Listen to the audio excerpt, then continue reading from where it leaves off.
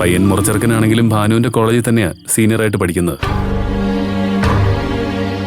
അവര് പരിചയപ്പെടുമ്പോ അറിയില്ലായിരുന്നു ബന്ധുക്കളാണെന്ന്. ആ അപ്പോ ഇതും പ്രണയമാണെന്ന് അർത്ഥം.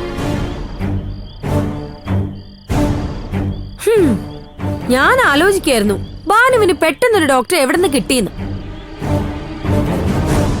എന്തായാലും ഗായത്രിയുടെ മക്കളെല്ലാം ഒന്നിനൊന്ന് മികച്ച പ്രകടനമാണ് കാഴ്ചവെക്കുന്നത്. ഉളിങ്കൊമ്പി കുറഞ്ഞു ഒന്നിനും പിടിക്കൂല. അതെ, നിനക്ക് ദേഷ്യമൊന്നും തോന്നണ്ട. ഞാൻ പറഞ്ഞത് സത്യമാണോ എന്ന് നോക്കിയാ മതി. ഭാവന വളരെ നേരത്തെ തന്നെ ലോക്കിട്ട് നിന്നെ നിർത്തിയിരുന്നു.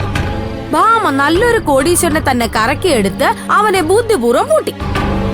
ഭരത്തും തന്ത്രപൂർവ്വം ആ കുടുംബത്തിൽ തന്നെ കയറിപ്പറ്റി. ഇതിൽ ആ പാവ സേതുവിന് മാത്രമേ ഒന്നും കിട്ടാതിരുന്നുള്ളൂ. എന്നാലും അവനും പ്രണയിച്ചു തന്നെ കെട്ടി. അത് പിന്നെ അമ്മയെ കണ്ടല്ലേ മക്കളും പഠിക്കൂ. അമ്മേ,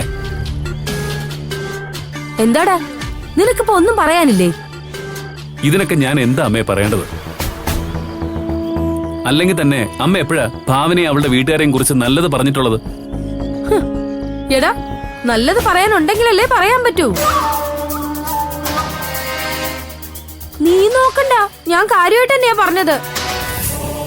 ആദ്യം അമ്മയുടെ ഈ കുത്തുവാക്കുകളൊന്നും നിർത്തമ്മേ. അമ്മയുടെ നാവൊന്നും കഴിക്കുന്നില്ലേ? എന്തൊരു കാര്യം കിട്ടിയാലും അമ്മ അതിനെ ഇങ്ങനെ ചികഞ്ഞോണ്ടിരിക്കും. അതേടാ, ഞാൻ അങ്ങനത്തെ തന്നെയാ. എന്റെ പ്രതീക്ഷകളെല്ലാം തെറ്റിച്ചോണ്ടല്ലേ നീ ആ കുടുംബത്തിൽ ചെന്ന് കേറി കൊടുത്തത്. അമ്മ ഇങ്ങനെ മുന്നും പിന്നും നോക്കാതെ ഓരോന്ന് സംസാരിക്കുന്നോണ്ടാ അവസാനം അത് വഴക്കി ചെന്ന് എത്തുന്നത്. ഞാൻ അങ്ങനെ പലതും പറയും, അതൊക്കെ നീ അങ്ങ് സഹിച്ചോണ്ടാ മതി. അല്ലെങ്കിൽ തന്നെ ഗായത്രി എന്നെ എങ്ങനെയാ കാണുന്നതെന്ന് എനിക്കല്ലേ അറിയൂ.